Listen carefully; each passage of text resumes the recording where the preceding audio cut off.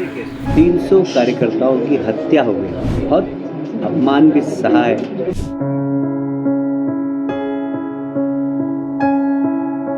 मध्य प्रदेश के मंत्री कैलाश विजयवर्गीय रो रहे हैं और रोते हुए ये बता रहे हैं कि कैसे 2021 के चुनाव में जब वो बंगाल के प्रभारी थे तब उनकी जान पर बनाई थी, कैसे उनके ऊपर फर्जी केस लादे गए।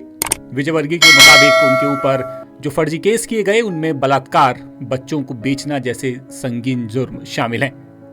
आज 4 मई 2026 को जब बीजेपी बंगाल में प्रचंड बहुमत लेने जा रही है तो विजयवर्गीय ने रोते हुए अपना दुख जाहिर किया। उन्हें वो सब याद आ गया जिसकी वजह से वो मरते मरते बचे थे। समझ सकते हैं कि मेरे ऊपर बलात्कार का केस है, आप समझ सकते हैं इस बात को।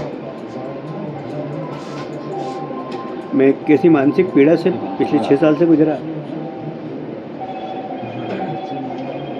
बच्चा बेचने का केस, मतलब बच्चा बेचा ना, मतलब ये जो आंसू है मेरी प्रसन्नता के, मतलब दुख के नहीं है।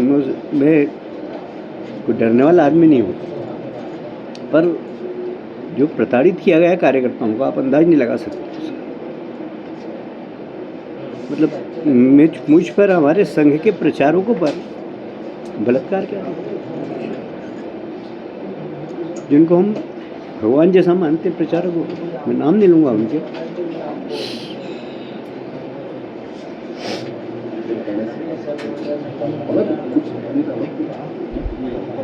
मैं तो न्यायपालिका को धन्यवाद देना चाहता हूँ कि ममता जी ने हम सबको जेल में डालने की पूरी व्यवस्था कर दी थी। और न्यायपालिका इस देश की बहुत मतलब निष्पक्ष है, उन्होंने हमें न्याय दिया, इसलिए मैं आपके सामने बैठा हूँ।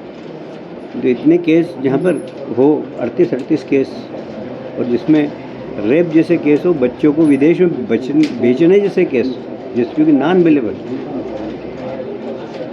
वहाँ शासन का कितना दुरुपयोग होता था, इसी से अंदाजा लगाया जा सकता है कि आप जैसे लोगों पे जो केस किए गए, आपको जानने वाले जितने लोग हैं वो सब मानते हैं कि ये चीजें। बंगाल की 293 विधानसभा सीटों पर फिलहाल वोटों की गिनती जारी है। एक सीट फाल्ता पर फिर से चुनाव होंगे, इसीलिए वो काउंटिंग में शामिल नहीं है।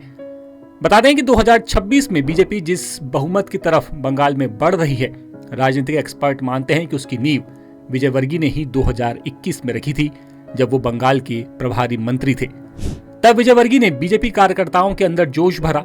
कहा जाता है कि वो विजयवर्गीय ही थे जिनकी मेहनत के चलते 2021 में बीजेपी 77 सीटें बंगाल में उस वक्त जीत सकी थी।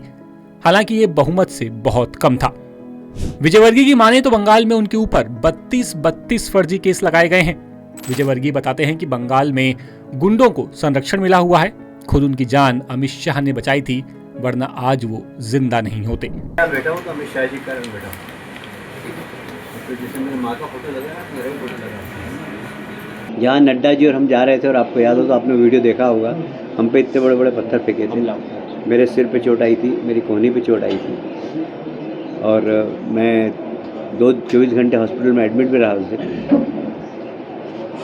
वो उसका जो सरगना है वहाँ पर, वो चुनाव लड़ रहा जहांगीर, और वो क्रिमिनल है, वह स्मगलर है।